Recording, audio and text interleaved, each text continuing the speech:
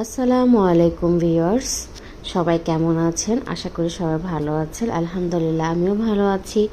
আমি আজকে আরেকটা নতুন রেসিপি নিয়ে হাজির হলাম। সবাই পারে, সবাই জানে, তারপরও আমি আমার মতন করে রেসিপিটা আপনাদের কাছে শেয়ার করেছি। সেটা হচ্ছে রেস্টুরেন্ট স্টাইলের সফট চিকেন রোল। চলুন দেখে নিই এই চিকেন রোলটি কীভাবে তৈরি করি। আমি চিকেন রোল তৈরি করার জন্য প্রথমে পুরটা রেডি করে নেব। 2 টেবিল চামচ পরিমাণ তেল দিয়ে নিয়েছি। তেলটা একটু গরম হয়ে আসলে এরপর আমি এখানে পেঁয়াজ কুচি দিয়ে দিলাম 1/4 কাপ পরিমাণ। একটু ভালো করে ভেজে নেব। পেঁয়াজটা হালকা একটু নরম হয়ে আসলে বাকি মশলা সব অ্যাড করে দেব।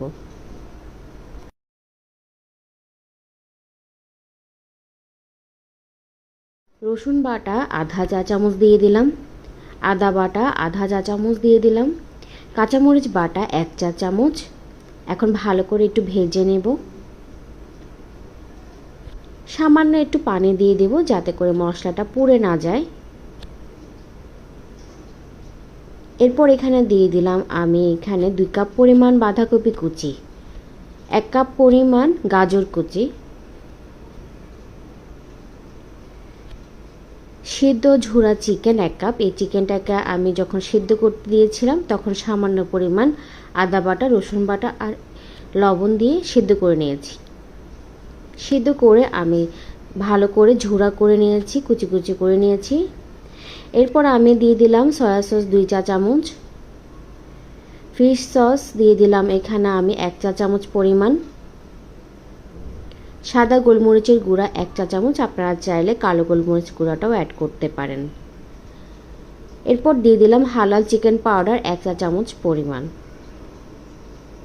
হাতের কাছে যদি চিকেন পাউডারটি না থাকে তাহলে আপনারা ম্যাগি মশলার একটি প্যাকেট আপনারা অ্যাড করে দিতে পারেন। সামান্য একটু পানি দিয়ে দমে দিয়ে দিব। অল্প আঁচে আস্তে আস্তে করে আমি পুরটা রেডি করে নিয়েছি। এরপর আমি এখানে ধনেপাতা কুচি দিয়ে দিলাম পরিমাণ মতন। আমি কিন্তু এখানে কোনো এক্সট্রা লবণ অ্যাড করিনি। আপনারা চাইলে টেস্ট করে দেখতে পারেন যে লবণ কম বেশি থাকতে পারে, যেহেতু আমি এখানে অনেক পরিমাণ সস আর চিকেন পাউডার অ্যাড করেছি। আমার পুরটা রেডি হয়ে গিয়েছে। রোলের জন্য আমি এখানে নিয়ে নিলাম 1.5 কাপ পরিমাণ ময়দা। চাইলে আপনারা এখানে আটাটাও ইউজ করতে পারেন। 1 চা চামচ পরিমাণ লবণ দিয়েছি, লবণটা বুঝে দিতে হবে। নর্মাল টেম্পারেচারে থাকা আমি 2 কাপ পানি দিয়েছি। পানিটা আমি অল্প অল্প আস্তে আস্তে করে দিয়ে নিয়েছি, একসাথে পানিটা দিইনি। পানির পরিমাণটা হবে আমরা যেভাবে পাটিসাপটা পিঠা করি সেম ওই ডোটাই হবে। এখন আমি এখানে একটা রুম টেম্পারেচারে থাকা ডিম দিয়ে দিলাম। এরপর আমি অল্প অল্প পানি দিয়ে খামিরটাকে পাতলা করে নিচ্ছি।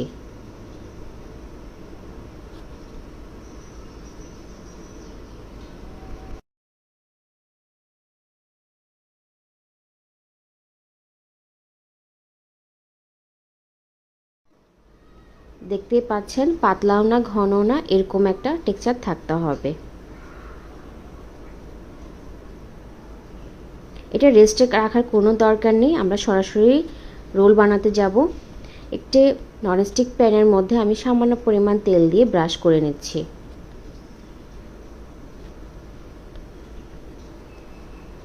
এরপর আমি অল্প অল্প করে খামিরটা দিয়ে ঘুরিয়ে নিচ্ছি। এটাতে আমরা কোনো ঢাকনা দেব না, আমরা দেখতেই পাবো যে উপর থেকে এটা ড্রাই হয়ে যাবে। এরপর আমরা এটা তুলে নেব।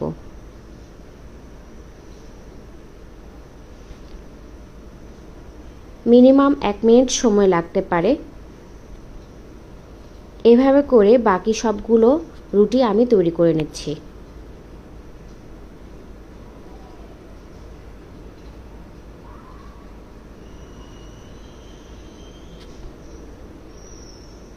আমি কয়েকটা রুটি তৈরি করে নিয়ে গরম গরম থাকা অবস্থায় আমি এই রোলটা তৈরি করে নেব। আগে থেকে একটা বাটির মধ্যে আমি ময়দা আর সামান্য পানি দিয়ে একটা আঠালো একটা খামির তৈরি করে নিয়েছি, যাতে করে আমি যখন সাইডে লাগাবো রোলের পুরটা যেন খুলে না যায়, সেজন্য আমি রুটির চারপাশে লাগিয়ে নিয়েছি। ভিডিওতে যেভাবে দেখছেন সবাই ওভাবেই তৈরি করবেন। খুবই সহজ পদ্ধতিতে করছি। আর সবচেয়ে সহজ হয় আপনি যখন রোলটা তৈরি করবেন, মানে রুটিটা তৈরি করবেন, রুটি করার সাথে সাথে যদি রোলটা তৈরি করেন তাহলে কি হবে, আপনার রোলটা তাড়াতাড়ি সেট হয়ে যাবে। গরম গরম থাকলে এটা সুন্দর করে সেট হয়ে যায়।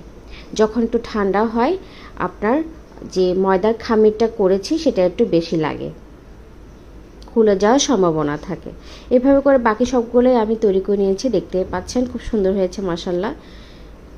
এরপর আমি এখানের মধ্যে আবার চাইলে আপনারা ডিম দিয়ে কোটিং করতে পারেন। আমি ডিম দিয়ে না করে ময়দা দিয়ে করছি। পরিমাণ মতন ময়দা আর পানি দিয়ে আমি একটা ঘন গোলা তৈরি করে নিচ্ছি।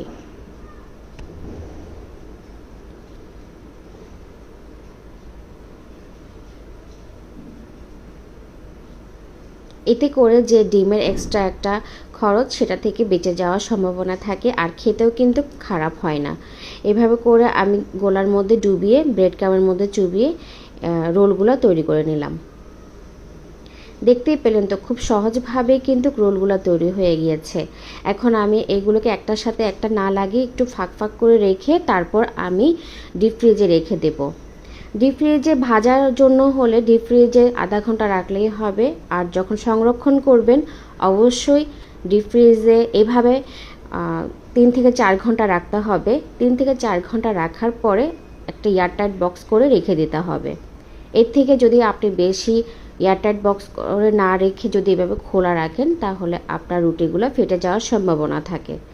অল্প আঁচে অল্প তেল গরম করে আস্তে আস্তে করে রোলগুলো ভেজে নিতে হবে। বেশি গরম তেলে যখন রোল ভাজবেন উপরে যে ব্রেড ক্রামটা থাকে সেটা কিন্তু পুড়ে যাওয়ার সম্ভাবনা থাকে, আর দেখতেও ভালো লাগবে না, খেতেও ভালো লাগবে না। দেখতে পাচ্ছেন তো খুব সহজভাবেই কিন্তু রোলগুলো তৈরি হয়ে গেল। আর অনেকে আছে এই সফট চিকেন রোলগুলো খুবই পছন্দ করে।